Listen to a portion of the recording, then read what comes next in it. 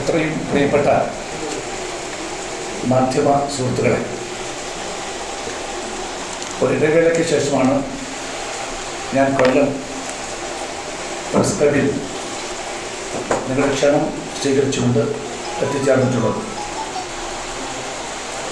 ഞാൻ KPCC അധ്യക്ഷനായ ശേഷം കൊല്ലം പ്രസ് ക്ലബിൽ നിങ്ങളുടെ ക്ഷണമനുസരിച്ച് മുമ്പും വന്നിട്ടുണ്ടായിരുന്നു. സത്യത്തിൽ അന്നത്തെ സുഖതമായ ഓർമ്മ ഇപ്പോഴും എൻ്റെ മനസ്സിലുണ്ട്. നിങ്ങൾ ഇത്തരമൊരു പ്രസ് മീറ്റിലേക്ക് എന്നെ ക്ഷണിച്ചതിന് ഞാൻ ഹൃദയമായിട്ട് നന്ദി രേഖപ്പെടുത്തുകയാണ്.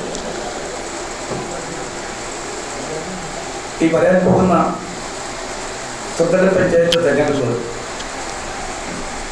ലോക്സഭാ തെരഞ്ഞെടുപ്പ് കാലത്തെ പോലെ തന്നെ ഇന്ത്യൻ നാഷണൽ കോൺഗ്രസിനും ഐക്യ ജനാധിപത്യ കക്ഷികൾക്കും തികഞ്ഞ ശുഭാപ്തി വിശ്വാസത്തോടെ തന്നെ മുന്നോട്ട് പോകാൻ സാധിക്കുന്ന ഒരു തെരഞ്ഞെടുപ്പാണ്. ഒരുപക്ഷെ ലോക്സഭാ തെരഞ്ഞെടുപ്പിനേക്കാൾ അനുകൂലമായ രാഷ്ട്രീയ സാഹചര്യം ഇന്ന് കേരളത്തിൽ നിലനിൽക്കുന്നുണ്ട്. 2014 അധികാരത്തിൽ വന്ന LDF ഗവൺമെൻറ് സമസ്ത മേഖലയിലും അതിദയനീയമായി പരാജയപ്പെടുന്ന കാഴ്ചയാണ് നമ്മൾ ഓരോ ദിവസവും ദർശിക്കുന്നത്.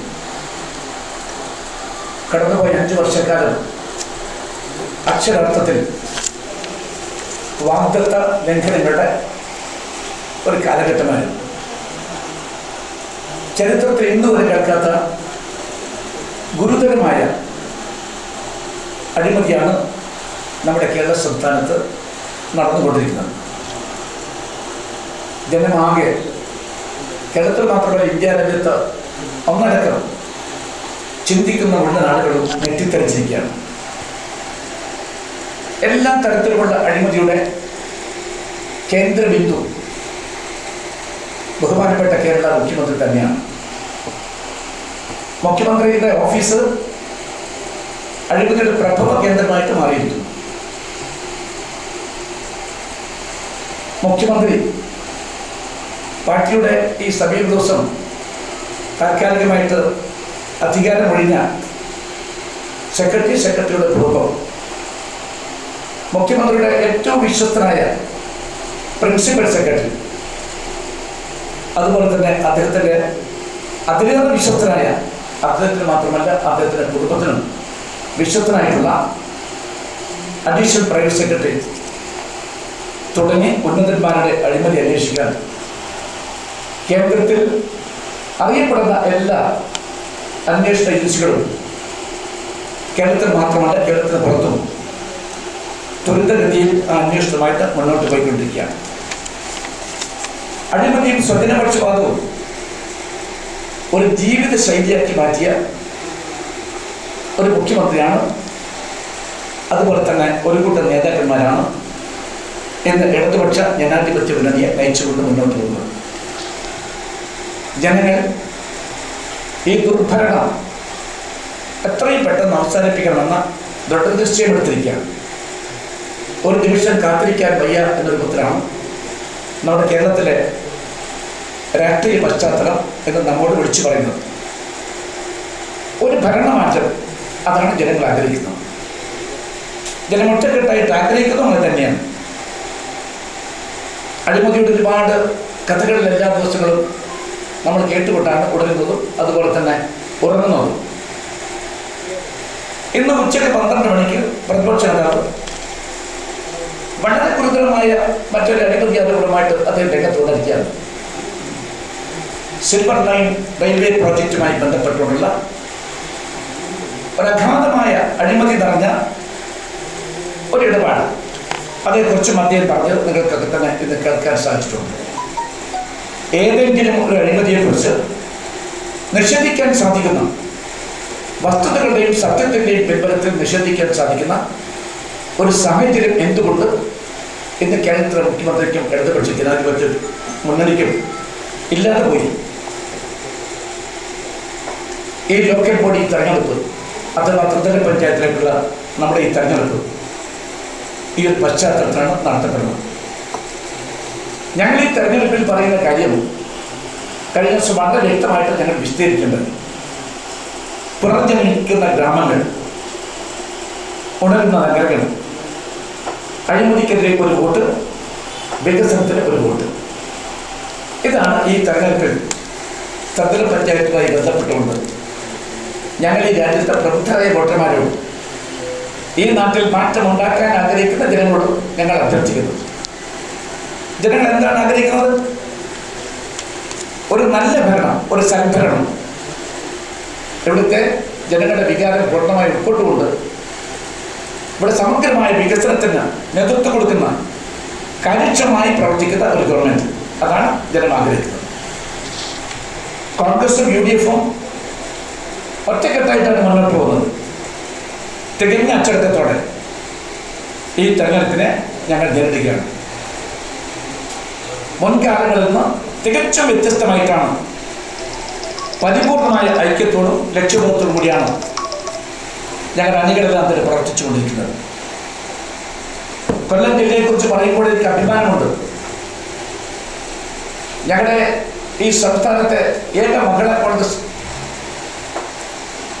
മുൻ അധ്യക്ഷ കൂടിയായിട്ടുള്ള ഒരു പ്രസിഡന്റ് ആണ് ഇന്നത്തെ ജില്ലാ കോൺഗ്രസ് കമ്മിറ്റി അധ്യക്ഷ എന്നത് മാത്രമല്ല, 24 മണിക്കൂറും പാർട്ടിക്ക് വേണ്ടി പ്രവർത്തിക്കാൻ തയ്യാറായിട്ടുള്ള ആയിരക്കണക്കായ പ്രവർത്തകന്മാരും ഇവിടെ ഉണ്ടിരുന്നതാണ് ഞങ്ങളുടെ പാർട്ടിയുടെ ഏറ്റവും വലിയ ശക്തി. കൊല്ലം ജില്ലയിൽ എല്ലാ തരത്തിലും സ്ഥിരോത്സാഹികളായിട്ടുള്ള പാർട്ടി പ്രവർത്തകന്മാരുണ്ട്. അവരുടെ കർമ്മശേഷിയിലാണ് ഇന്ത്യൻ നാഷണൽ കോൺഗ്രസിന് പരിപൂർണമായ വിശ്വാസം.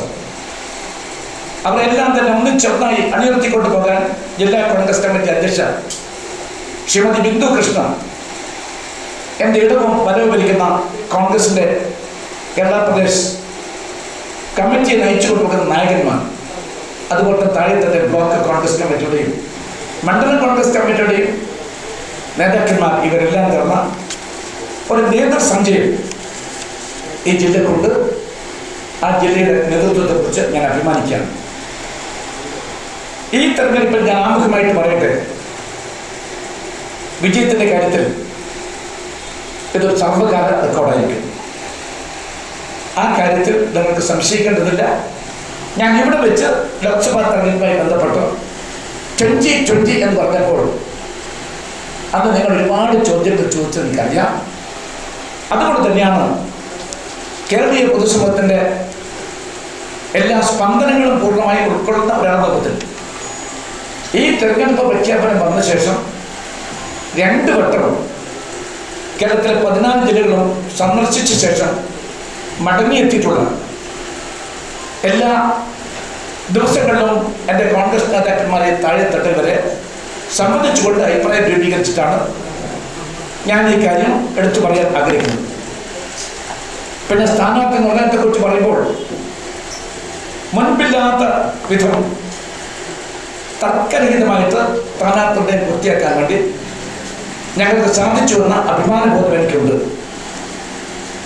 യുവാക്കന്മാർക്കും വനിതകൾക്കും പട്ടികജാതി പട്ടിക വർഗ വിഭാഗത്തിൽപ്പെട്ട ആളുകൾക്കും പിന്നോക്ക ന്യൂനപക്ഷ വിഭാഗങ്ങൾക്കും ഒരിക്കലും ഇതുപോലെ പ്രാതിനിധ്യം കൊടുത്ത ഒരു കാലം കേരളത്തിൽ ചരിത്രത്തിൽ ഉണ്ടായിട്ടില്ല.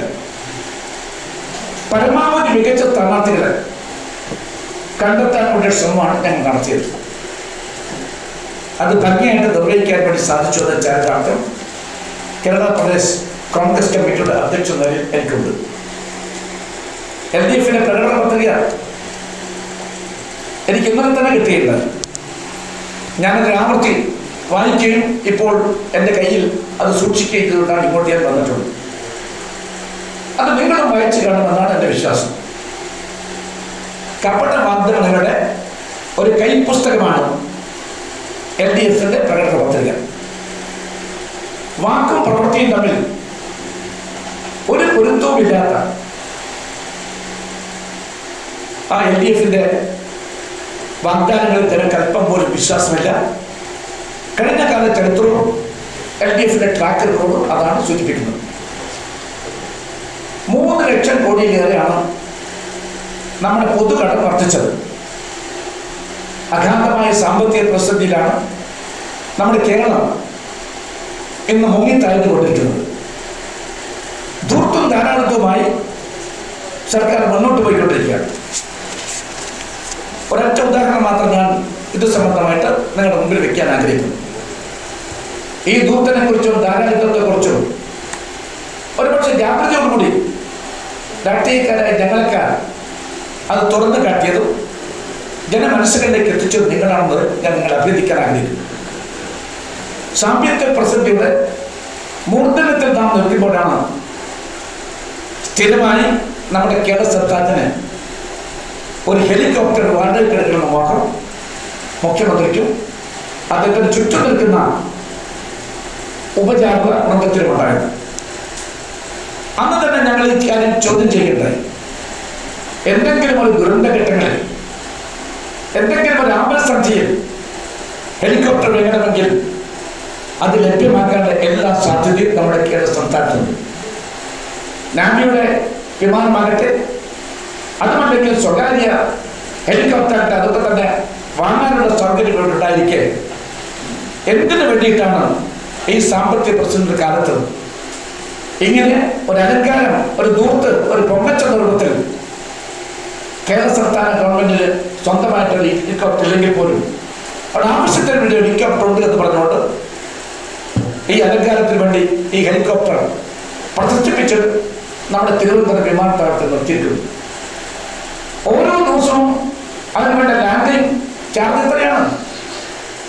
അതിന് പൈലറ്റുമാരുടെ ശമ്പളം എത്രയാണ്?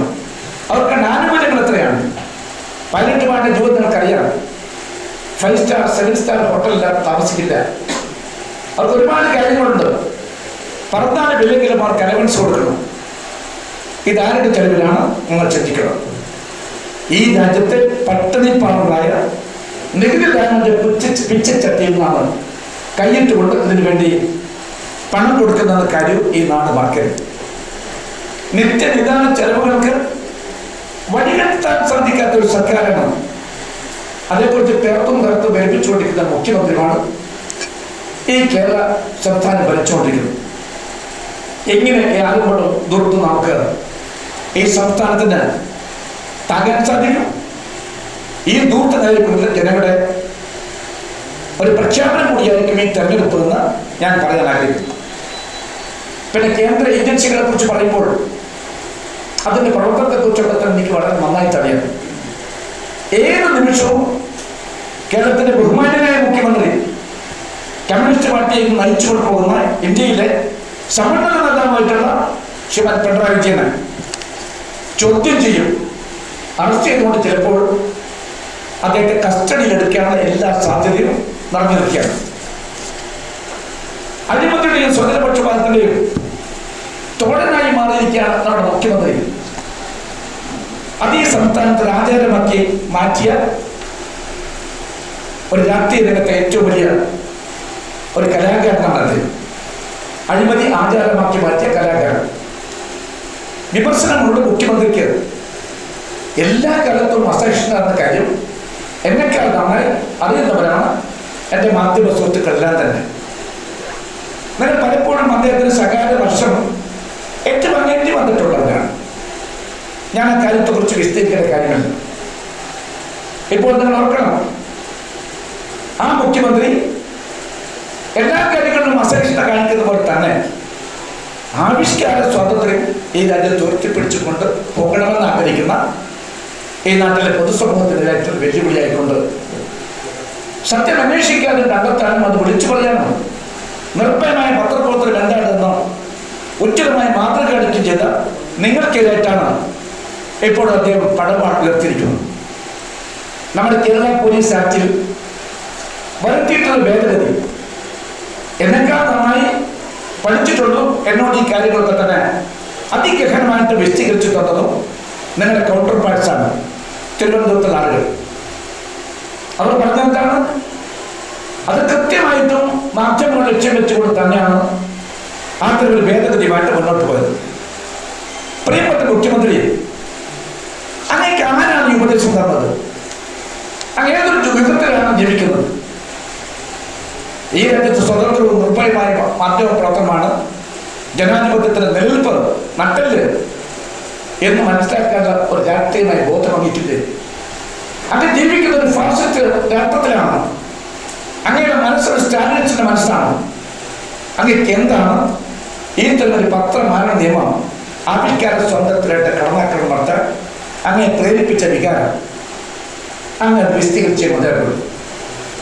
എൻ്റെ അറിവ് ശരിയാണെങ്കിൽ ഞാൻ നടത്തിയ അന്വേഷണങ്ങളുടെ ഫലമായിട്ട് അദ്ദേഹത്തിന് ഈ കാലത്ത് ഉപദേശിച്ചു കൊടുത്ത ആരാണെന്ന് അറിയുമോ? ഏതായാലും പാർട്ടിയല്ല എന്ന കാര്യം എൻ്റെ സ്നേഹിതൻ എം എ ബേബി ഇന്ന് പറഞ്ഞു കഴിഞ്ഞിരിക്കുന്നു. കഴിഞ്ഞ 3 ദിവസമായി ഞാൻ എം എ ബേബിയെ കുറിച്ച് പറയുന്നു.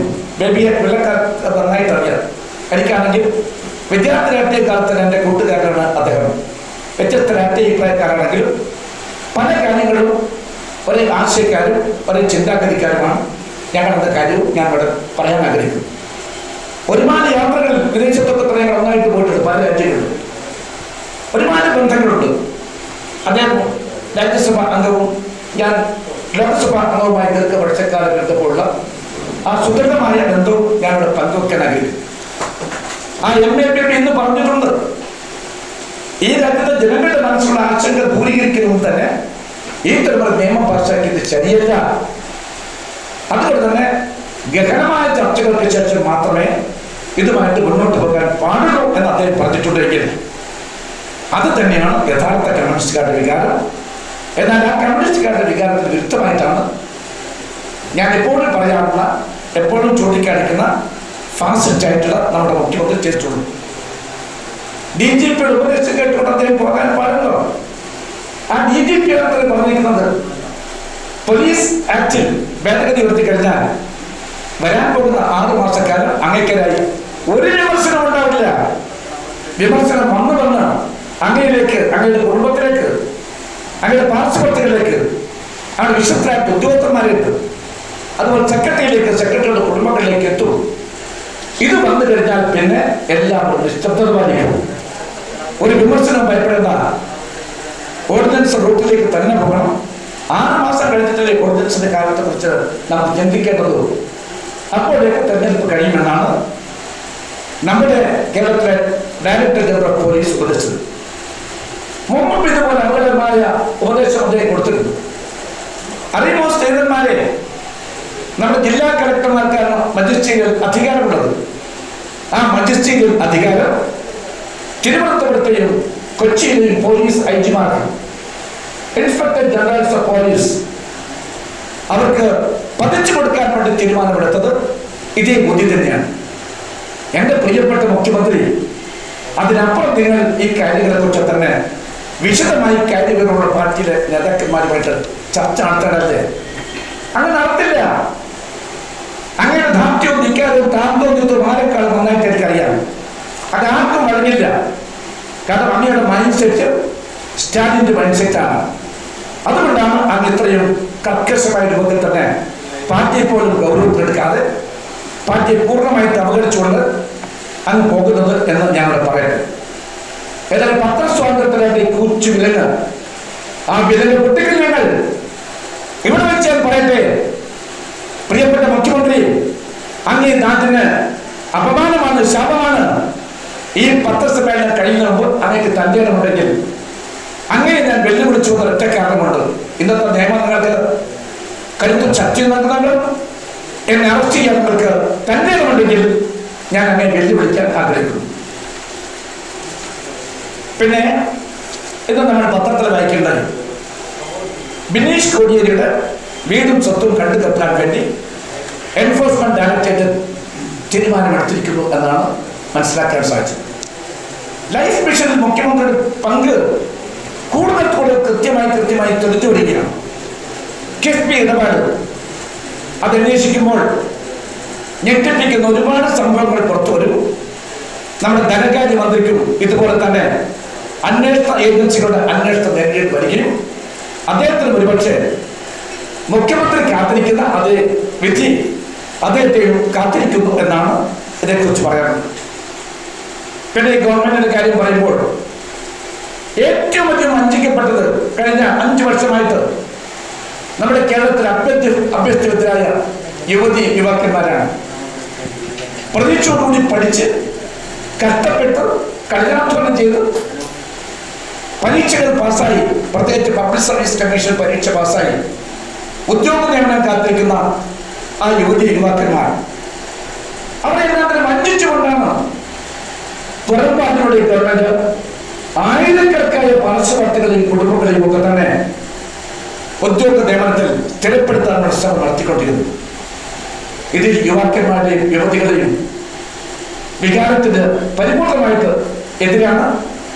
ആ യുവാക്കന്മാരും യുവതികളും ഈ തെരഞ്ഞെടുപ്പിൽ പ്രതികരിച്ചില്ലെങ്കിൽ അവരെന്താണ് പ്രതികരിക്കുക എന്ന കാര്യവും നാം കാത്തിരുന്ന് കാണാം എന്ന് മാത്രം ഞാൻ പറയട്ടെ. കൃഷിക്കാരുടെ കാര്യം, കർഷക തൊഴിലാളികളുടെ പ്രശ്നം, അസംഘടിത മേഖല തൊഴിലാളികൾ എല്ലാവരും, മത്സ്യത്തൊഴിലാളികളുടെ പ്രശ്നം പറയേണ്ടതായിട്ടില്ല. അതുപോലെ തന്നെയാണ് കൊല്ലത്തെ സംബന്ധിച്ചിടത്തോളം ദാരിദ്ര്യവും കഷ്ടപ്പാടും പട്ടിണിയുമായിട്ട് എന്നും കണ്ണീരുമായിട്ട് കഴിയാൻ മാത്രം വിധിക്കപ്പെട്ട അന്തിതല്ലി ജീവിക്കുന്ന പാവപ്പെട്ട കച്ചവടി തൊഴിലാളികൾ നിരാശരായിട്ട് നിസ്സാരമായിട്ട് അവർ വാമിട്ട് നിർമ്മിക്കുന്ന കാഴ്ചയാണ് കൊല്ലത്ത് എല്ലായിടത്തും കാണാൻ സാധിക്കുക. നിങ്ങൾ എന്ത് ചെയ്തു? നമുക്ക് എന്ത് ചെയ്യാൻ സാധിച്ചു? കൈത്തറി മേഖല തകർന്നിരിക്കുന്നു. എല്ലാ മേഖലയും തകർത്തവർ എല്ലാ മേഖലയും എന്തെന്നില്ലാത്ത അവസ്ഥയിലേക്ക് തള്ളി മാറ്റിയവരാണ് നിങ്ങൾക്കെതിരായ ശക്തമായ പ്രതിഷേധം ഈ തെരഞ്ഞെടുപ്പിൽ അലയടിക്കുമെന്ന കാര്യത്തിൽ ആർക്കാണ് സംശയമുള്ളത്? പിന്നെ ഭാരതീയ ജനതാ പാർട്ടി, ആ ഭാരതീയ ജനതാ പാർട്ടിയെ കുറിച്ച് ഒന്നും പറയണ്ട എന്നാണ് ഞാൻ കരുതുന്നത്. ഞാൻ എപ്പോഴും പറയാനുള്ളതാണ്. പക്ഷെ ഭാരതീയ ജനതാ പാർട്ടിയുടെ സംസ്ഥാന അധ്യക്ഷൻ എന്തൊക്കെയൊന്ന് പറഞ്ഞിരിക്കുന്നതാണ് പറഞ്ഞത്. നരേന്ദ്രമോദിയുടെ ഭരണം കണ്ടെന്നും തന്നെ കേരളത്തിൽ അങ്ങനെ മനപ്പായസമൊന്നും BJP ഉണ്ട. നിങ്ങൾക്ക് കേരളത്തിൽ വേര് ഉറപ്പ് അല്ലെങ്കിൽ വേരൊക്കെ ഉണ്ടാക്കിയത് ആരാന്നറിയാമോ? നിങ്ങളുടെ വേരുറപ്പ് നിർത്തി ആരാന്നറിയാമോ? ഒരു സംശയം വേണ്ട. കമ്മ്യൂണിസ്റ്റ് മാർക്സിസ്റ്റ് പാർട്ടിയുടെ സഹായത്തോടുകൂടിയാണ് നിങ്ങൾ എല്ലാ ഗ്രാമങ്ങളിലും പട്ടണങ്ങളിലും ഒക്കെ തന്നെ ഈ സമീപകാലത്ത് നിങ്ങൾ സ്വാധീനം ഉറപ്പിച്ചെന്ന കാര്യം എനിക്ക് നന്നായിട്ട് അറിയാം. കണ്ണൂരിൽ എന്തെങ്കിലും സംഭവിച്ചത് നമ്മുടെ കേരള ഗ്രാമങ്ങളിലൊക്കെ തന്നെ അവർ വളർത്തിയത് നിങ്ങളല്ലേ? നിങ്ങളാണ് വളർത്തിയത്. നിഷേധിക്കാൻ സാധിക്കുമോ? അതുകൊണ്ടാണ് ഞാൻ പറഞ്ഞത് BJPയുമായി പരസ്പര ധാരണയിലാണ് കമ്മ്യൂണിസ്റ്റ് മാർക്സിസ്റ്റ് പാർട്ടി പ്രവർത്തിച്ചുകൊണ്ടിരിക്കുന്നത്. ഈ LDF ഗവൺമെന്റ് വന്ന നാടുകളിൽ നോക്കണം. ആദ്യ നാളുകളിൽ തന്നെ ഈ BJP ഗവൺമെന്റിന്റെ സ്പീക്കറായി തെരഞ്ഞെടുക്കപ്പെട്ടത് ശ്രീരാമകൃഷ്ണൻ എന്ന് പറയുന്ന യുവ കമ്മ്യൂണിസ്റ്റുകാരനെയാണ്. ആ ശ്രീരാമകൃഷ്ണനെ തെരഞ്ഞെടുക്കാനുള്ള തെരഞ്ഞെടുപ്പിൽ ഭാരതീയ ജനതാ പാർട്ടി കമ്മ്യൂണിസ്റ്റ് പാർട്ടിയുമായിട്ട് വിയോജിപ്പുണ്ടെങ്കിൽ അവർ ആ തെരഞ്ഞെടുപ്പിൽ നിന്ന് മാറി നിൽക്കേണ്ടതല്ലേ? അതല്ലേ ധാർമ്മികത? അതിൽ നിന്ന് മാറി നിൽക്കാതെ ശിവരാമകൃഷ്ണൻ വോട്ട് ചെയ്യാൻ വേണ്ടി തീരുമാനിച്ച പഴയ ജനസംഘക്കാരനായ RSകാരനായിട്ടുള്ള ഇന്നത്തെ BJP നേതാവ് ശ്രീമാൻ O രാജഗോപാലൻ MLA, ഏക MLA, അദ്ദേഹം നിലപാടിനെ കുറിച്ച് എന്ത് പറയുന്നു? BJP പറയണം. BJPയും കമ്മ്യൂണിസ്റ്റ് മാർക്സിസ്റ്റ് പാർട്ടിയും തമ്മിൽ ഉണ്ടാക്കിയ ധാരണ, ആ അന്തർധാരയെ കുറിച്ച് ഞാൻ ആവർത്തിച്ച് പറയുന്നു. അതിവിടെ വെച്ച് ഞാൻ പറയാൻ ഈ സന്ദർഭം ഞാൻ ഉപയോഗിക്കുകയാണ്. പിന്നെ മറ്റൊരു കാര്യം, BJP മുഖ്യ പ്രതിപക്ഷമാക്കാനുള്ള തിരക്കിലാണ് നമ്മുടെ കേരള മുഖ്യമന്ത്രി. അതേ മുഖ്യമന്ത്രി ഞങ്ങളുടെ മനസ്സ് ഞങ്ങൾക്കറിയാം. കോൺഗ്രസ് മുക്ത ഭാരതം എന്ന BJPയുടെ മുദ്രാവാക്യം തന്നെയാണ്. അങ്ങേപ്പോലുള്ള കമ്മ്യൂണിസ്റ്റുകാർ, എല്ലാവരുമല്ല ഞാൻ പറയുന്നു, ചിന്തിക്കുന്ന കമ്മ്യൂണിസ്റ്റുകാർക്ക് കോൺഗ്രസ് വേണം. ജനാധിപത്യ മതേതര പ്രസ്ഥാനമായിട്ടുള്ള കോൺഗ്രസ് തന്നെ വേണമെന്ന് ആഗ്രഹിക്കുന്ന കമ്മ്യൂണിസ്റ്റുകാരാണ് ഇതിൽ ലക്ഷോപരിശ കമ്മ്യൂണിസ്റ്റുകാർ. പക്ഷെ അങ്ങേപ്പോലുള്ള അന്ധരായ കമ്മ്യൂണിസ്റ്റുകാരൊക്കെ തന്നെ കോൺഗ്രസ് മുക്ത ഭാരതമാണ് വേണ്ടതെന്ന BJPയുടെ മുദ്രാവാക്യം നെഞ്ചോട് ചേർത്ത് ഏറ്റുവാങ്ങിയിട്ടുണ്ട്. അങ്ങനെയുള്ള അമിതമായ സ്നേഹം കാണിക്കുന്നവർക്ക് തന്നെ വികാരമുണ്ട് എന്ന കാര്യം ഞാൻ ഈ സന്ദർഭത്തിൽ പറയാൻ ആഗ്രഹിക്കുന്നു. തീർച്ചയായിട്ടും അങ്ങനെയുള്ള രാഷ്ട്രീയം കോൺഗ്രസ് വിരുദ്ധ രാഷ്ട്രീയമാണ്. കോൺഗ്രസ്സുകാരെ വേട്ടയാടി ചരിത്രമാണ് മലബാറിൽ നിങ്ങൾക്കുള്ളതെന്ന കാര്യങ്ങൾ മറക്കരുത്. 1942 കാലം ഞാൻ മറക്കുന്നില്ല. എൻ്റെ മകനായ പിതാവിനെ പോലും അന്ന് ബ്രിട്ടീഷ് പോലീസിന് ചൂണ്ടിക്കാണിച്ചു കൊടുക്കാൻ ആ ബ്രിട്ടീഷ് പോലീസ് ചൂട്ട് കത്തിച്ചത് നിങ്ങളാണ്. നിഷേധിക്കാൻ സാധിക്കുമോ? ഇല്ല എങ്കിൽ മലബാറിൽ ഏതെങ്കിലും ആണ് പറയട്ടെ അങ്ങനെ ഒരു സംഭവം ഉണ്ടായിട്ടില്ല എന്ന കാര്യം. നിങ്ങളാണ് ബ്രിട്ടീഷ് പോലീസുമായിട്ട് കൈകോർത്ത് പിടിച്ചത്. നിങ്ങളാണ് ബ്രിട്ടീഷ് ഇംപീരിയത്തിന്റെ വക്താക്കളായിട്ടാണ് പ്രവർത്തിച്ചത്. ആ നിങ്ങളെ സംബന്ധിച്ചിടത്തോളം ഇതിലപ്പുറവും ഈ രാജ്യം പ്രതീക്ഷിക്കുന്നില്ല എന്ന് മാത്രമേ ഞാൻ ഈ കാര്യത്തെക്കുറിച്ച് പറയുന്നു. ഏതായാലും ഈ തെരഞ്ഞെടുപ്പിൽ ഞാൻ വീണ്ടും പറയുന്നു, BJPയും CPM തമ്മിലുള്ള അന്തർധാര കേരളത്തിലെ പ്രബുദ്ധരായ ജനങ്ങൾ ഈ വരാൻ പോകുന്ന ത്രിതല പഞ്ചായത്തും തിരിച്ചറിയാൻ അവർക്ക് സാധിക്കണം. അത് സാധിക്കാതെ പോയാൽ നമുക്കെല്ലാം തന്നെ ഒരിക്കൽ പോലും തീർത്താൻ തരാത്ത ഒരു വീഴ്ച സംഭവിക്കും എന്ന് മാത്രമാണ് എനിക്ക് ഈ സന്ദർഭത്തിൽ പ്രബുദ്ധരായ വോട്ടർമാരോട് പറയാനുള്ളത്. അഭിമാനത്തോടുകൂടി ഞാൻ പറയട്ടെ, വരാൻ പോകുന്ന ത്രിതല പഞ്ചായത്ത് ഞാൻ ആവർത്തിക്കുന്നു, പ്രത്യേകിച്ച് കൊല്ലത്തെ സംബന്ധിച്ചിടത്തോളം ബഹുഭൂരിപക്ഷം പഞ്ചായത്തുകളും മുനിസിപ്പാലിറ്റിയും കോർപ്പറേഷനും ഒക്കെ തന്നെ ഇടതുപക്ഷത്തിന്റെ കയ്യിലാണ്. ആ ഇടതുപക്ഷം ഭരിക്കുന്നു എന്ന് അവകാശപ്പെടുന്ന ഈ കൊല്ലം ജില്ല, ആ കൊല്ലം ജില്ലയിൽ വികസനമാകെ മുടച്ചിരിക്കുന്നു. ആ കൊല്ലം ജില്ല ഒരു 50 വർഷക്കാലം പിന്നിലാണ് മറ്റു ജില്ലകളെ അപേക്ഷിച്ചുകൊണ്ട്. ഒരു മാറ്റം വേണ്ടേ? ആ മാറ്റം ആഗ്രഹിക്കുന്ന ജനങ്ങൾ ഞങ്ങളുടെ ഒപ്പമാണ്.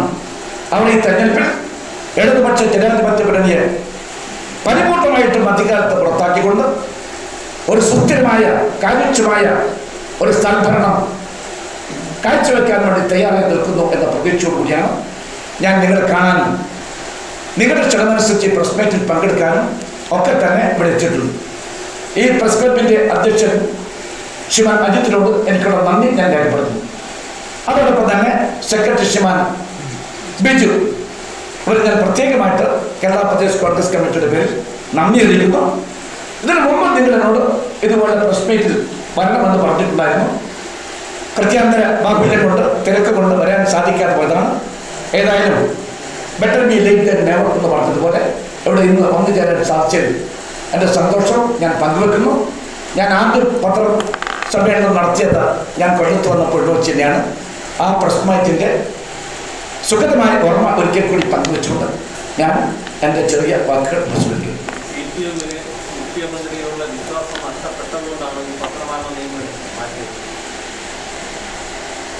അങ്ങനെ വ്യാഖ്യാനിച്ചു തെറ്റില്ല. കാരണം അല്ലെങ്കിൽ മിസ്റ്റർ MA ബേബി ഈ പത്രമാന നിയമത്തെ കുറിച്ച് ഇങ്ങനെ പറയില്ലായിരുന്നല്ലോ. അത് ഞാൻ സീതാരാം യെച്ചൂരി എന്നാൽ പറഞ്ഞിട്ടുണ്ട്. ഇവർ രണ്ടുപേരും മാത്രമല്ല, ഇന്ത്യ രാജ്യത്ത് ചിന്തിക്കുന്ന മുഴുവൻ ആളുകളും ഈ പത്രമാന നിയമത്തിലേക്കൊണ്ട് ശക്തമായി പ്രതികരിച്ചിട്ടുണ്ട്. സമീപകാലത്ത് മൗനം ഭൂഷണമായി കൊണ്ടുവരുന്ന നമ്മുടെ സാംസ്കാരിക നായകന്മാരും എഴുത്തുകാരും ഒക്കെ തന്നെ കേരളത്തിൽ മൗനത്തിൻ്റെ വത്മീകരണം എന്ന് പുറത്തു വന്നിരിക്കുന്നതും സന്തോഷകരമായ കാര്യമാണ്. മൗനത്തിൻ്റെ വത്മീകരണമായിരുന്നു അവർക്ക് തരുന്ന കാര്യം ഞാൻ അനുസ്മരിക്കട്ടെ. അവരെല്ലാം പുറത്തു വന്നിരിക്കുന്നു. ഇതൊരു നല്ല ലക്ഷണമായിട്ട് ഞാൻ കാണുന്നു. നമ്മുടെ ആശയമൊന്നും നഷ്ടപ്പെട്ടിട്ടില്ല. ഈ നാട് ഫാസ്റ്റിലേക്ക് പോവില്ല. ആ നാട് ഫാസ്റ്റിലേക്ക് പോകാൻ ആരും അനുവദിക്കില്ല. നിങ്ങൾ അനുവദിക്കുമോ? ഇല്ല, ഞങ്ങൾ ആരും അനുവദിക്കില്ല. ആ ഫാസിസ്റ്റ് ദുരന്തം ചരിത്രത്തിൽ വായിച്ചവർക്കാണ് നമ്മൾ. അത് ജർമ്മനിയിലെ നാസി ഭരണകാലത്ത് ഹിറ്റ്ലറുടെ കാലഘട്ടമാകട്ടെ, ബെനിറ്റോ മുസോളിയുടെ ഇറ്റലിയിലെ കാര്യമാകട്ടെ, ആ കാലത്തൊക്കെ നടന്ന ദുരന്തം നമുക്കറിയാം. സ്റ്റാലിൻ്റെ കാലത്ത് റഷ്യ അനുഭവിച്ച പ്രയാസം നമുക്കറിയാം. ഇപ്പോൾ ദക്ഷിണ കൊറിയയിൽ നടന്നുകൊണ്ടിരിക്കുന്ന കാര്യങ്ങളെ കുറിച്ച് ഞാൻ പറയേണ്ടതായിട്ടില്ല. ആ അവസ്ഥയിലേക്ക് സംസ്ഥാനം പോകണമോ? ഇല്ല, അനുവദിക്കുന്ന പ്രശ്നമില്ല.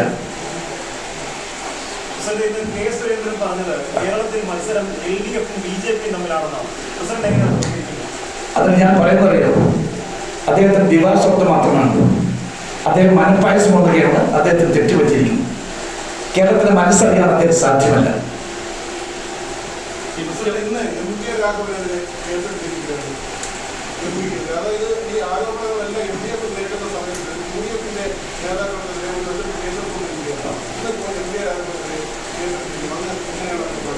ഐ സോറി, ഞാൻ ഇപ്പോഴാണ് അത് പറഞ്ഞപ്പോഴാണ് അറിഞ്ഞിരിക്കുന്നത്. ഏതെങ്കിലും കോഴിക്കോട് MP അല്ലേ? ഞാൻ അതേക്കുറിച്ചിട്ട് അറിയില്ല. അത് വിജിലൻസ് എങ്ങനെയാണ് കേസ് എടുത്തത് അറിയില്ല. ഏതായാലും ഒരു കാര്യം ഞാൻ പറയാം, ഇപ്പോഴും അഴിമതിയിൽ മുങ്ങിക്കുടിച്ചൊരു മുഖ്യമന്ത്രി, അദ്ദേഹത്തിനായിട്ട് കേന്ദ്ര ഏജൻസികളൊക്കെ തന്നെ കേരളത്തിന് പുറത്തും ദുർഗതിയിൽ അന്വേഷണമായിട്ട് മുന്നോട്ട് പോകുമ്പോൾ അല്പമെങ്കിലും ജനശ്രദ്ധ തിരിക്കണമെങ്കിൽ ഇത്തരം ചില വെടിക്കെട്ടുകളൊക്കെ തന്നെ വേണമെന്ന് കരുതിയിട്ടാണ് UDF നേതാക്കന്മാർ ഇപ്പോൾ തെരഞ്ഞെടുക്കുന്നത്. അങ്ങനെയാണ് എങ്കിൽ മുഖ്യമന്ത്രി സത്യസന്ധതയും ആത്മാർത്ഥതയും ആർജവബോധമുണ്ടെങ്കിൽ രാഘവനായിട്ട് കേസ് നടന്ന സമയത്ത് തന്നെ അദ്ദേഹത്തിന് ചാർജ് ചെയ്യാമായിട്ടുള്ള കേസ് എന്തുകൊണ്ട് വിജിലൻസിനെ കുറിച്ച് അന്വേഷിച്ചില്ല? അതിലേക്ക് ലോക്സഭ തെരഞ്ഞെടുപ്പ് കഴിഞ്ഞ് അദ്ദേഹം വൻപിച്ച വോട്ടിന് ഭൂരിപക്ഷത്തോട് വിജയിച്ചു. എന്തുകൊണ്ട് നിങ്ങൾ അന്ന് അദ്ദേഹത്തിനായിട്ട് കേസ് പോലും രേഖപ്പെടുത്താൻ തയ്യാറായില്ല? പറയണം. ഇപ്പോൾ വന്നത് തെരഞ്ഞെടുപ്പ് എടുത്തപ്പോൾ ഇങ്ങനെ കുറെ അന്വേഷണങ്ങളുമായിട്ട് വന്നിരിക്കുന്നു. ഏത് അന്വേഷണത്തെയും ഐക്യനാധിപത്യ കക്ഷി, പ്രത്യേകിച്ച് ഇന്ത്യൻ നാഷണൽ കോൺഗ്രസ് അന്വേഷണ വഴിക്ക് പോകട്ടെ. അന്വേഷണത്തിൽ ആരെങ്കിലും കുറ്റവാളികൾ തെളിയിക്കപ്പെട്ടാൽ ആ കുറ്റവാളിയെ സംരക്ഷിക്കുന്ന ചരിത്രവും പാരമ്പര്യം ഇന്ത്യൻ നാഷണൽ കോൺഗ്രസിനില്ല.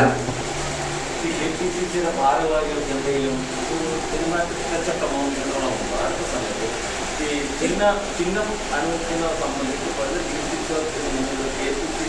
വൈസ് പ്രസിഡന്റ് നേതൃത്വത്തിൽ പ്രതിഷേധമൊക്കെ സംഘടിപ്പിച്ചു. താങ്കൾ KPCC പ്രസിഡന്റായിരിക്കുന്ന സമയത്ത് അച്ചടക്കമൊക്കെ പറയുകയും ചെയ്യും, പക്ഷേ പല നേതാക്കളും അച്ചടക്കം ലംഘിക്കുകയും ചെയ്യും. എന്താണ്? ഞാൻ എൻ്റെ പാർട്ടിയിലെ താഴേക്കടയിലെ പ്രവർത്തനം പോലും അച്ചടക്ക ലംഘനം എവിടെയെങ്കിലും നടത്തിയിരുന്ന എൻ്റെ ശ്രദ്ധയിൽപ്പെടുത്തിയാൽ, പ്രത്യേകിച്ച് അങ്ങേക്കുള്ള മാധ്യമ സുഹൃത്തുക്കൾ എൻ്റെ ശ്രദ്ധയിൽപ്പെടുത്തിയാൽ ഞാൻ അപ്പോൾ തന്നെ നടപടിയെടുത്തിട്ടുണ്ട്. ഇത്തരം ഒരു സംഭവം എൻ്റെ ശ്രദ്ധയിൽ പെട്ടിട്ടുമില്ല. അത്തരം വൈസ് പ്രസിഡന്റോ അല്ലെങ്കിൽ ജില്ലാ കോൺഗ്രസ് കമ്മിറ്റി അധ്യക്ഷയോ തമ്മിൽ എന്തെങ്കിലും തരത്തിൽ അസ്വാരസ്യമുണ്ടായിട്ട് എൻ്റെ ശ്രദ്ധയിൽ വന്നിട്ടുമില്ല. അത്തരം ഗുരുതരമായിട്ടുള്ള ഒരു ആരോപണവും ഞാൻ കേട്ടിട്ടുമില്ല എന്ന് മാത്രം ഞാൻ വിനീതമായി പറയുന്നത്.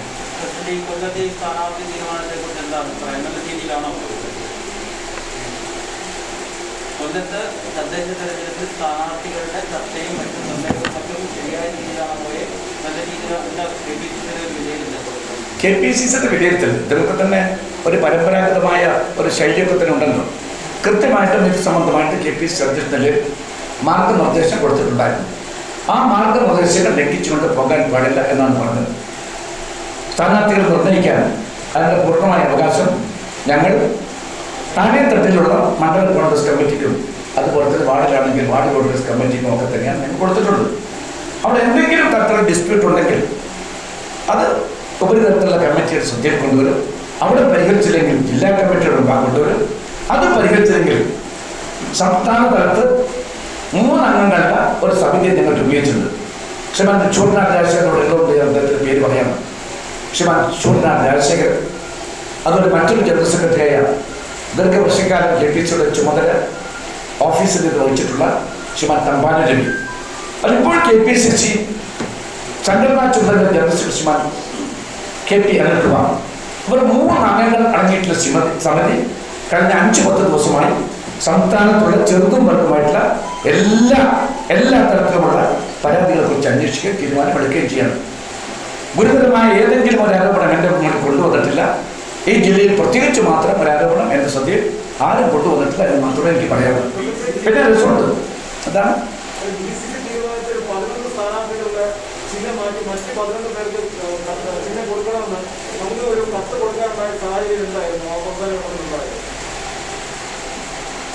അങ്ങനെ ഒരു ചിഹ്നം മാറ്റി കൊടുക്കണമെന്നൊരു ഉത്തരവൊന്നും പറഞ്ഞിട്ടില്ലല്ലോ. ഇല്ലല്ലോ. പരാതികൾ കിട്ടിയതിൻ്റെ വെളിച്ചത്തിൽ ജില്ലാ കോൺഗ്രസ് കമ്മിറ്റിക്ക് നിർദ്ദേശം കൊടുത്തു എന്നാൽ കവിഞ്ഞ് ആ രൂപത്തിൽ ഏതെങ്കിലും തരത്തിൽ ഒരു കോൺഫ്ലിക്റ്റ് ഓഫ് ഇൻട്രസ്റ്റ് എന്ന രൂപത്തിൽ ഒരു സർക്കുലറും എൻ്റെ ഭാഗത്ത് പോയിട്ടില്ല.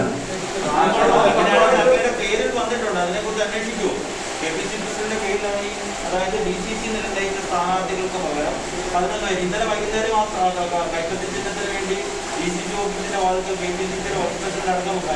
ഏത് വൈസ് പ്രസിഡന്റ്? നിങ്ങൾ 2-3 വൈസ്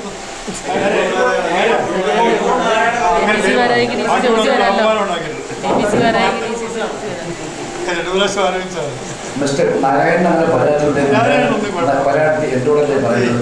ഞാനിപ്പോഴും ഇവിടെ വന്നപ്പോൾ എനിക്ക് ആദ്യത്തെ കോൾ മിസ്റ്റർ നാരായണൻ എത്തിയത്. DCC പ്രസിഡന്റിനെ അവർ ഫോൺ വിളിച്ചപ്പോൾ നാരായണനോട് സംസാരിച്ചു. നാരായണൻ പറഞ്ഞു, പ്രസിഡന്റ് വരുന്ന ദിവസം എനിക്ക് കൊല്ലത്ത് എത്തിച്ചേരാൻ സാധിച്ചില്ല. ഞാൻ 3 നാൾ കൺവെൻഷൻ സമ്മതിക്കുന്നത്. നാരായണൻ എൻ്റെ ശ്രദ്ധയിൽ അത്തരം കാര്യങ്ങളൊന്നും പെടുത്തിയിട്ടില്ല.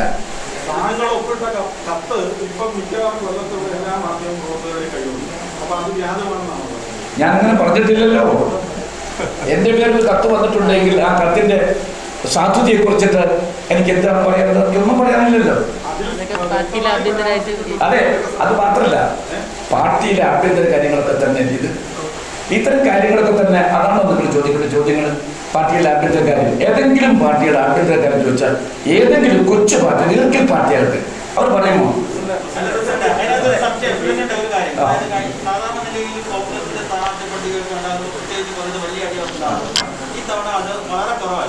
പക്ഷെ അങ്ങനെ ഒരു സ്ഥാനാർത്ഥിനെ പൂർത്തിയാക്കിയപ്പോൾ ചില മുതിർന്ന KPCC ഭാരവാഹികൾക്കുണ്ടായ ഒരു അങ്ങനെ നന്നായി പോകണ്ട എന്നുള്ള അവരുടെ ഒരു ചിന്തയാണ് ഈ കുത്തിത്തിരിപ്പിന് കാരണമെന്ന് മുൻ DCC പ്രസിഡന്റ് അടക്കം DCC വെച്ച് തന്നെ പറഞ്ഞിട്ടുണ്ട്. പേരെടുത്ത് പറഞ്ഞിട്ടുണ്ട്.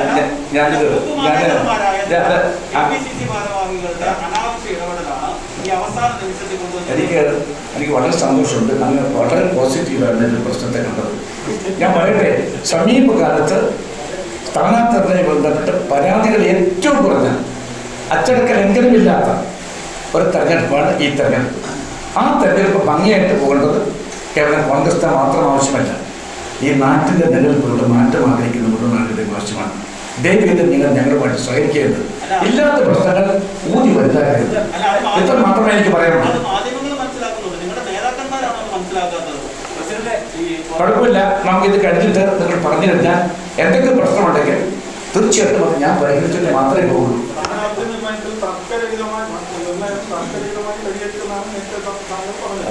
വാക്കും പ്രവർത്തിയും തമ്മിൽ ഒരു ബന്ധവും ഇല്ലാത്ത തരത്തിലാണ് 15ഓളം പഞ്ചായത്തുകളും കോർപ്പറേഷനും അല്ല, അങ്ങനെ പരാതികൾ കിട്ടിയിട്ടുണ്ടെങ്കിൽ പരാതികൾ കിട്ടേണ്ടത് എനിക്കല്ലേ? എനിക്കൊരു പരാതികളെ കൈപ്പത്തി അനുവദിച്ചുകൊണ്ട് അടിയന്തരമായി KPCC റിപ്പോർട്ട് നൽകണം എന്ന് പറഞ്ഞിട്ട് 19-ാം തീയതിയും 20-ാം തീയതിയും അയച്ച കത്തിന്റെ കോപ്പി ഇവിടുത്തെ കൊല്ലത്തെ മാധ്യമപ്രവർത്തകർ കിട്ടിയിട്ടുണ്ട്. മാധ്യമപ്രവർത്തകർ മാത്രമല്ല, ആ കത്തിന്റെ കോപ്പി പത്രത്തിൽ പ്രസിദ്ധീകരിച്ചിട്ടുണ്ട്. കോപ്പിയാണ്. അപ്പൊ പിന്നെ ഇല്ല എന്ന് പറയുന്നതിനകത്ത് എന്താ അർത്ഥം? ഇല്ല എന്ന് ഞാൻ പറഞ്ഞില്ലല്ലോ. KPCCയിൽ നിന്ന് എന്തെങ്കിലും സർക്കുലർ പോയിട്ടുണ്ടെങ്കിൽ ആ സർക്കുലർ തീർച്ചയായിട്ടും അതിന്റെ ഉത്തരവാദിത്തം എനിക്കില്ലേ? ഏതായാലും കേൾക്കും, ഇപ്പോഴും പറയാം. ജില്ലാ കോൺഗ്രസ് കമ്മിറ്റി അധ്യക്ഷൻ ഇവിടെ ഇരിക്കുന്നുണ്ടല്ലോ. ഇത് സംബന്ധമായിട്ട് എന്തെങ്കിലും പ്രശ്നം അവശേഷിക്കുന്നില്ല. എല്ലാ പ്രശ്നം പരിഹരിച്ചിട്ടുണ്ട്. അത് ആരെങ്കിലും വിശദീകരിക്കാൻ നമ്മുടെ പാർട്ടിക്കുള്ള ആരെങ്കിലും ഏതെങ്കിലും ഒരു പാർട്ടി പറഞ്ഞു ഇങ്ങനെ പരിഹരിച്ചു. ഒരു കാര്യം പറയട്ടെ, എവിടെയെങ്കിലും പാർട്ടിയിൽ റബൽ സ്ഥാനാർത്ഥികളുണ്ടെങ്കിൽ ആ റബൽ സ്ഥാനാർത്ഥികളെ സംബന്ധിച്ച് കൃത്യമായിട്ട് ഞാൻ നിർദ്ദേശം കൊടുത്തിട്ടുണ്ട്. ആ റബൽ സ്ഥാനാർത്ഥികൾക്ക് മാറാൻ ഇപ്പോഴും അവസരം കൊടുത്തിട്ടുണ്ട്. മാറാത്ത ഏതെങ്കിലും റബൽ സ്ഥാനാർത്ഥി ഉണ്ടെങ്കിൽ കർശനമായ നടപടി സ്വീകരിക്കുമെന്ന് ഞാൻ പറഞ്ഞിട്ടുണ്ടെങ്കിൽ അത് നടപ്പിലാക്കുക തന്നെ ചെയ്യും. അങ്ങനെ നടപ്പിലാക്കുമെങ്കിൽ താങ്കളുടെ വീട് നിൽക്കുന്ന വടകരയിലെ ബ്ലോക്കിലോ ഡിവിഷനിൽ ഒരു ദുർബലം അത് താങ്കൾ അറിഞ്ഞിട്ടുണ്ടാവും. താങ്കളുടെ വീട് നിൽക്കുന്ന വടകര ബ്ലോക്കിലെ കല്ലാമല എന്ന് പറയുന്ന ഡിവിഷനിൽ ഒരു വിമത സ്ഥാനാർത്ഥിയുണ്ട്. ഈ വിമത സ്ഥാനാർത്ഥിക്കെതിരെ നടപടിയെടുക്കാത്ത എന്റെ സ്വന്തം വാർഡ് അതല്ലോ കല്ലാമല എന്ന് പറഞ്ഞാൽ ഈ പറഞ്ഞ ബ്ലോക്ക് പഞ്ചായത്തിലേക്കുള്ള ഡിവിഷൻ. ആ ഡിവിഷൻ ഇന്ത്യൻ നാഷണൽ കോൺഗ്രസ് സ്ഥാനാർത്ഥികളുണ്ട്. ഒരു വിമതരുമില്ല. പാർട്ടി ചിഹ്നം കൊടുത്തു. ഐ ചലഞ്ചു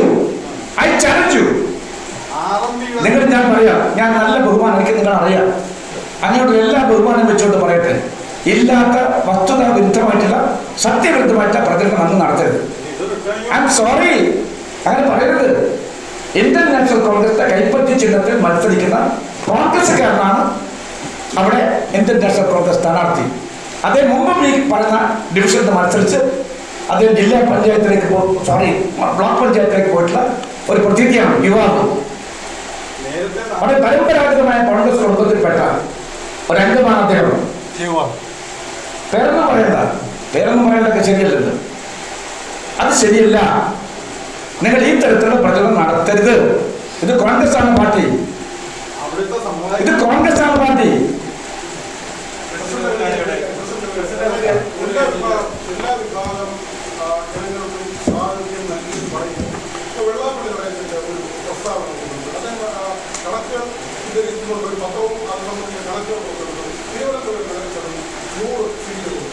അവിടെ മത്സരിക്കുന്ന 6 പേര് മാത്രമാണ്. ജില്ലാ പഞ്ചായത്ത് 1 കിലോമീറ്റർ ഇത്തരത്തിൽ ഏതാണ്ട് 24,000 സീറ്റുകളുള്ളത് 17,000 സീറ്റുകൾ കോൺഗ്രസ് മത്സരിക്കുന്നത്.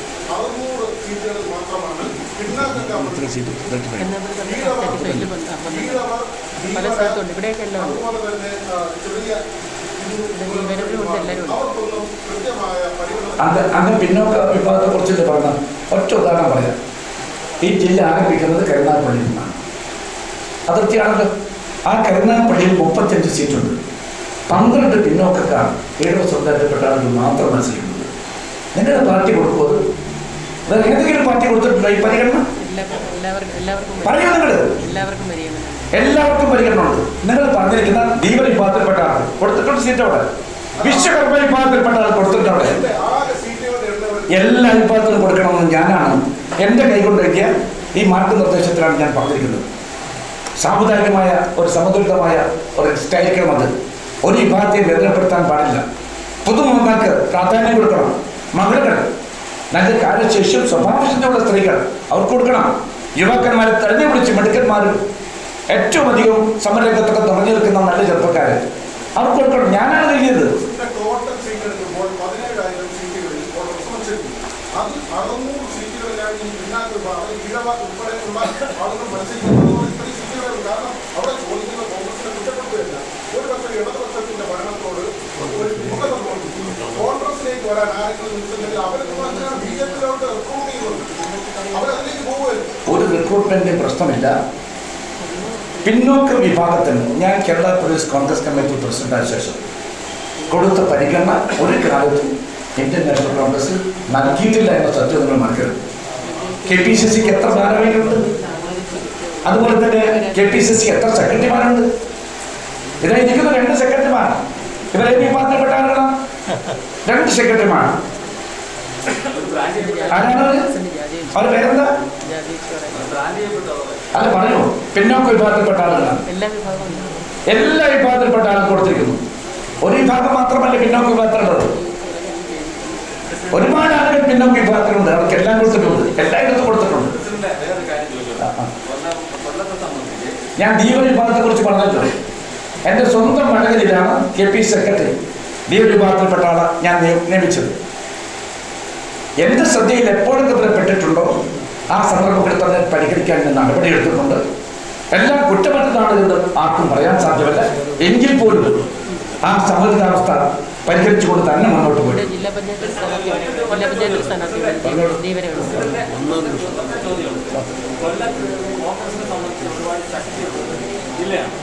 ഈ കോൺഗ്രസ് നേതൃത്വത്തിൽ 6 കാലാകാലങ്ങളിൽ വന്നാൽ അവർക്കെതിരെ ഒരു ശക്തി പ്രവർത്തിക്കുന്നു. അത് മാറ്റാൻ ആദർശതീർന്നായ ഒരു അങ്ങേക്ക് കഴിയും. ഞാൻ അങ്ങയോട് പറഞ്ഞല്ലോ, സത്യത്തിൽ ഈ കൊല്ലം ജില്ലയിലെ കോൺഗ്രസ് പ്രവർത്തകന്മാരെ കുറിച്ചിട്ട് ഭയങ്കര മതിപ്പാണ്. ഞാൻ എല്ലായിടത്തും പോകുന്നുണ്ട്. അവർ കഠിനമായിട്ട് അധ്വാനിക്കുന്ന സ്ഥിരോത്സാഹിക്കുന്ന ആയിരക്കണക്കായ ചെറുപ്പക്കാരുണ്ട്. ആ ചെറുപ്പക്കാരാണ് ഈ പാർട്ടിയുടെ സ്ട്രെങ്ത്. അതുപോലെ യാതൊന്നും പ്രതീക്ഷിക്കാതെ ഈ പാർട്ടിക്ക് വേണ്ടി കടിഞ്ഞാൻ തുറക്കിയ സാധാരണക്കാരായ ധാരാളം ആളുകളുണ്ട്. അല്ലെങ്കിൽ കൊല്ലം ജില്ലയെക്കുറിച്ച് അറിയാൻ പറ്റില്ല. സാധാരണക്കാരും അതുപോലെ തന്നെ ദരിദ്രരായിട്ടുള്ള ആളുകളുമാണ് ഏറിയ കൂടുതൽ നടക്കുന്ന കാര്യങ്ങൾ മനസ്സിലാക്കണം. ആ വിഭാഗത്തിലാണ് ചെറുപ്പക്കാർ കൂടുതൽ കോൺഗ്രസിലേക്ക് വന്നിട്ടുള്ളത്. ആ ചെറുപ്പക്കാർക്ക് പരമാവധി പ്രാധാന്യം കൊടുക്കാൻ വേണ്ടി ഞാൻ ആത്മാർത്ഥമായി ശ്രമിച്ചിട്ടുണ്ട്. വരട്ടെ, ഇനിയും കുറച്ച് മുന്നോട്ട് പോകാനല്ലോ. എന്തെങ്കിലും കുറ്റങ്ങളും കുറവുകളും ഉണ്ടെങ്കിൽ ആ കൊച്ചു ന്യൂനതകളും പരിഹരിച്ച് പോകണമെന്നാണ് എൻ്റെ ആഗ്രഹം, ആത്മാർത്ഥമായ ആഗ്രഹം. ഞാൻ വന്നപ്പോൾ ഇവിടെ തന്നെ ആദ്യത്തെ പത്രസമ്മേളനത്തെ കാര്യം പറഞ്ഞാണ്. അത് പരമാവധി പാലിക്കാൻ വേണ്ടി ഞാൻ ശ്രമിച്ചിട്ടുണ്ട്. നോക്കൂ നിങ്ങൾ. എന്റെ ചോദ്യം സ്ഥാനാർത്ഥി നിർണ്ണയത്തെ കുറിച്ചല്ല.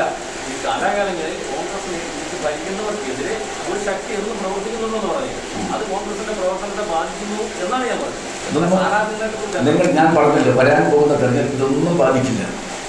ഈ തെരഞ്ഞെടുപ്പ് പറഞ്ഞല്ലോ സമതുലിതമായിട്ട് കൊടുത്തിട്ടുണ്ട്. ന്യൂനതകളുണ്ടെങ്കിൽ പരിഹരിക്കാൻ വേണ്ടി തയ്യാറാണ്. തുറന്ന മനസ്സാണ് എനിക്ക് ഈ കാര്യത്തിലുള്ളത്.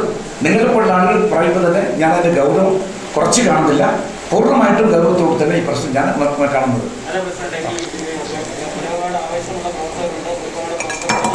എന്തുകൊണ്ട് നിങ്ങൾക്ക് തിരഞ്ഞെടുപ്പിൽ പ്രതികരിക്കുന്നില്ല? 6 പഞ്ചായത്താണ് നിലവിൽ ഭരിക്കുന്നത്. അതിൽ 3 ടെക്നിക്കലി മാത്രം ഭരിക്കുന്നതിനോട് അവിടെ ഭൂരിപക്ഷവും കേവലം 8 പഞ്ചായത്തിൽ ഭാരം ഭരിക്കുന്നു. ഒരു MLA ഇല്ല. പക്ഷേ KPCCക്ക് 42 ഭാരവാഹികളുണ്ട്. ഇത് പരിശോധിക്കുക എന്താ ജില്ലയിൽ നടക്കുന്നതെന്നുള്ളത്. ഈ തവണ ഏതായാലും ഈ ലോക്കൽ ബോഡി തെരഞ്ഞെടുപ്പ് ത്രിതല പഞ്ചായത്ത് കഴിയട്ടെ. നിങ്ങൾ എന്നെ ഇനിയും ക്ഷണിച്ചാൽ ഞാൻ ഇങ്ങോട്ട് വരും. ഇവിടെ റിസൾട്ട് നന്നാകുമോ അത് നന്നാകുമോ കാത്തിരിക്കാം. നമുക്ക് ഈ പറഞ്ഞ പോലെ ജില്ലയുടെ അതിർത്തിയും തുടങ്ങാം.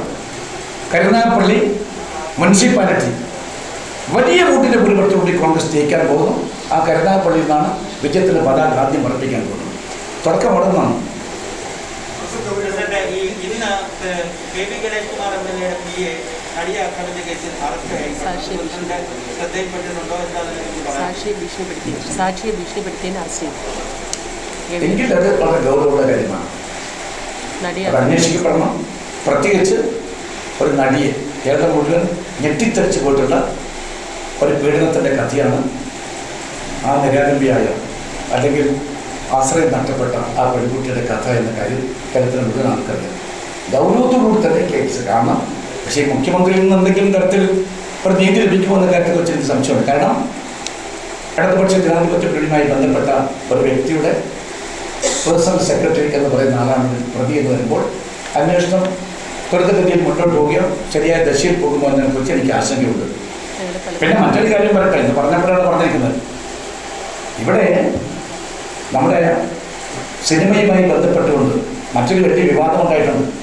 ബിനീഷ് കോടിയേരിയെ അമ്മ എന്ന് പറഞ്ഞ സംഘടന പുറത്താക്കണമോ വേണ്ടയോ എന്നാണ് പറഞ്ഞിട്ടുള്ളത്. അതിൽ BJP-ക്കാരായിട്ടുള്ള സിനിമാ താരങ്ങളും CPM-ക്കാരായിട്ടുള്ള സിനിമാ താരങ്ങളുമാണ് പുറത്താക്കാൻ പാടില്ല എന്ന് പറഞ്ഞിട്ടുള്ളത്. നിങ്ങളുടെ ധാർമ്മികത. എൻ്റെ ഏറ്റവും പ്രിയപ്പെട്ട സ്നേഹിതനാണ് കൊല്ലത്തുകാരനായിട്ടുള്ള നമ്മുടെ രാജ്യസഭ MP കൂടിയായിട്ടുള്ള ശ്രീമാൻ സുരേഷ് ഗോപി പറയുന്നു ബിനീഷ് കോടിയേരിയെ അമ്മയിൽ നിന്ന് പുറത്താക്കരുത്. അത് തന്നെയാണ് നിങ്ങൾ പറയുന്ന 2-3 ആളുകൾ. ഇവിടുത്തെ MLA പുറത്താക്കരുത്. CPM MLA അരിവാൾ ചുറ്റിയ നക്ഷത്രത്തിൽ മത്സരിച്ച് MLA പറയുന്നു പുറത്താക്കരുത് ബിനീഷ് കോടിയേരിയെ. അത് തന്നെയാണ് പത്തനാപുരം MLA മുൻ മന്ത്രി പറയുന്നത് പുറത്താക്കരുത്. എവിടെയാണ് ഈ പാർട്ടി നിൽക്കുന്നത്? അവിടെ BJP-യും CPM-ഉം കൈകോർത്ത് പിടിച്ചിരിക്കുന്നു. എന്താണ് അമ്മയിലുണ്ടായിട്ടുള്ള കാര്യം? അതേക്കുറിച്ചൊന്നും ഞാനിപ്പോൾ പറയുന്നില്ല. ഡെൻമാർക്കിൽ എന്തോ ചീഞ്ഞ് നടന്നു പറഞ്ഞ പോലെ അവിടെ ചീഞ്ഞ് നാറ്റമാണ് ഈ പറയുന്ന സിനിമയുമായി ബന്ധപ്പെട്ടുള്ള ലോകത്തിപ്പോൾ നടക്കുന്നത്. സ്ത്രീകളെല്ലാം ഒന്നൊന്നായിട്ട് രാജിവെക്കുന്നു. ആത്മാഭിമാന സ്ത്രീകൾ. നിങ്ങൾ എന്താണ് അന്വേഷിക്കാത്തത്? അന്വേഷിക്കേണ്ട മേഖലയത് എല്ലാ അനാശാസ്ത്ര പ്രവർത്തനങ്ങളുടെയും രംഗമായിട്ടത് മാറാൻ പാടുണ്ടോ? ചിന്തിക്കണം. ഒരിക്കലും അത് അനുവദിക്കാൻ പാടില്ല. നമുക്ക് സിനിമയെക്കുറിച്ചൊക്കെ വലിയ സങ്കല്പമുണ്ട്. വലിയ സങ്കല്പം. അത് ഈ അതേ ലോകത്തിൻ്റെ കേന്ദ്രങ്ങളായിട്ട് മാറാൻ പാടുണ്ടോ? എന്നിട്ട് പിടിക്കപ്പെട്ട് കഴിഞ്ഞിട്ട് പോലും അദ്ദേഹത്തെ പുറത്താക്കട്ടെ എന്നാണ് പറഞ്ഞാൽ എന്ത് ധാർമ്മികതയെക്കുറിച്ചാണ്? നടന്മാരും നടിമാരൊക്കെ തന്നെ വന്ന് പറയുന്നതെന്താണ് സിനിമയിൽ? ധാർമ്മികത അത്യുന്നത ശൃംഖലകളെന്നുകൊണ്ടല്ലേ അതൊക്കെ സംസാരിക്കുന്നത്? നമ്മൾ ആലോചിക്കണം. അതൊന്നും സംസാരിക്കാൻ നിങ്ങൾക്ക് ധാർമ്മികമായിട്ട് ഒരു അവകാശമില്ല. നിങ്ങൾ ഈ കാര്യത്തെക്കുറിച്ച് ചിന്തിക്കണം.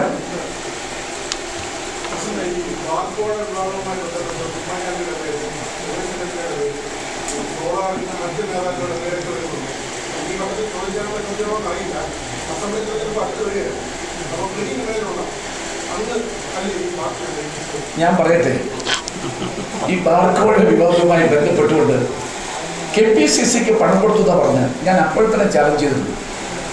ഏത് ബാർക്കോഴക്കാരനാണ് അങ്ങോട്ടേക്ക് വന്നത്? ഒരു ബാർ മുതലാളിയും KPCC ഓഫീസിൻ്റെ പഠിക്കൽ ഞാൻ അധ്യക്ഷനായ കാലത്ത് കാല് കുത്താൻ തന്നെ അനുവദിക്കില്ല. അത്രയും പോരെ. പിന്നെ ആരാണ് അന്വേഷണം എവിടെ വേണമെന്ന് ആവശ്യപ്പെട്ടിരിക്കുന്നത്?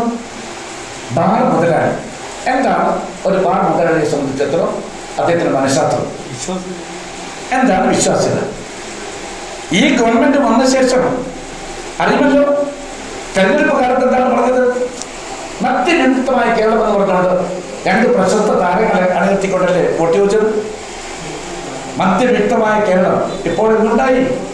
ഞങ്ങൾ പുതിയ ബാറുകൾ തുറന്നു മാത്രമല്ല 600 ബാറുകൾക്കാണ് ക്രമം തെറ്റിക്കൊണ്ട് നിങ്ങൾ ലൈസൻസ് കൊടുത്തത്. വൻപിച്ച കോടിയാണ്.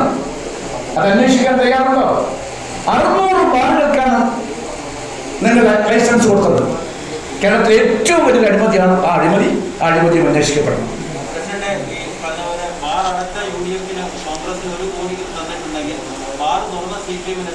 അതാണ് ഞാൻ പറയുന്നത്. ഞാൻ ചോദിക്കട്ടെ, അതിന്നലെ മിസ്റ്റർ രമേശ് ചെന്നിത്തല പറഞ്ഞിട്ടുണ്ടല്ലോ, ആർക്ക് കൊടുത്തു, എവിടെ വെച്ച് കൊടുത്തു.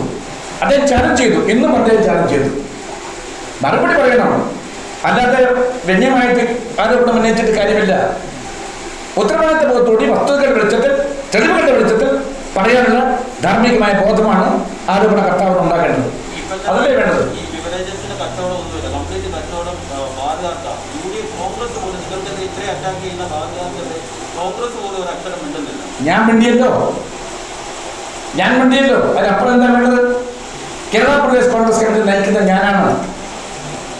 ഞാൻ പറയുന്നു, ഈ രാജ്യത്തെ ജനങ്ങളെ മധ്യത്തിൽ മുക്കിക്കൊല്ലാനുള്ള നടപടി ഒരിക്കലും അംഗീകരിക്കാൻ സാധ്യമല്ല. അത് തന്നെയാണ് ഞങ്ങളുടെ നിലപാട്.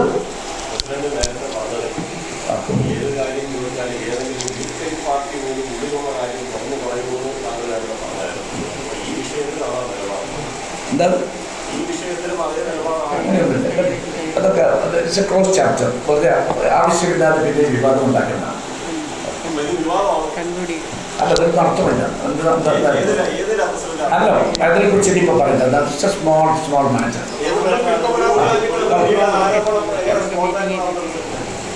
പറയും, പിന്നെന്താണ് വല്ലതും ചോദിക്കാനുണ്ടോ? അല്ലേ, ഇതെന്തെന്നാണ്, എന്ത് ചോദ്യം ചോദ്യം? കൊച്ചു വർത്താനം പറയുന്നത്. സോറി.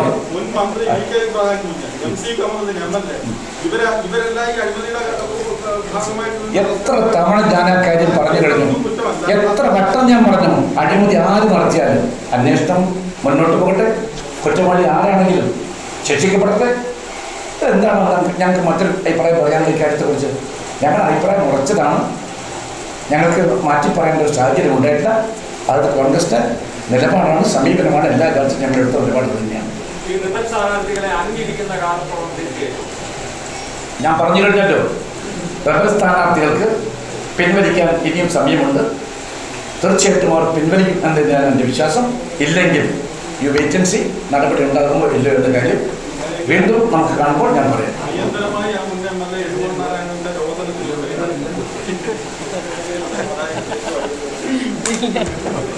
ഏഴുകൊണ്ടും നല്ല മനുഷ്യനാണ്. ഞങ്ങൾ അദ്ദേഹത്തെ വിവാദത്തിലേക്ക് ഒന്ന് വലിച്ചെടുക്കുന്നത്.